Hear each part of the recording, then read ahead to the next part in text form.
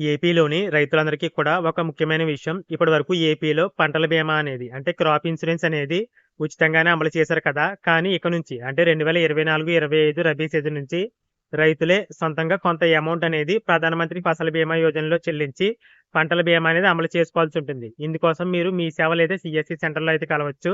లేదంటే మీకు ఆల్రెడీ బ్యాంక్‌లో లోన్ ఉన్నట్లయితే ఆ భూమికి సంబంధించి మీరు బ్యాంక్‌లో సంప్రదించినట్లయితే మీకు ప్రధానమంత్రి ఫసల్ బీమా యోజనలో పేరైతే నమోదు చేస్తారు. ఈ ప్రధానమంత్రి ఫసల్ బీమా యోజనలో మీ పేరనేది నమోదు చేసుకోవడం కోసం గడువు తేదీలు చూసినట్లయితే వరి పంటకొచ్చేసి 2024 డిసెంబర్ 31వ తేదీ వరకు కూడా గడువైతే ఉంది.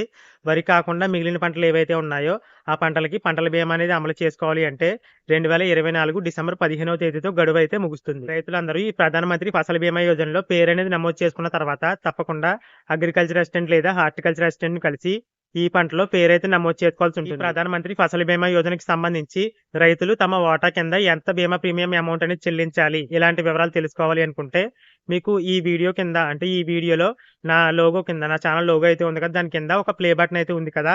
అక్కడ క్లిక్ చేసినట్లయితే పూర్తి వివరాలు అయితే తెలుస్తాయి. Thanks for watching.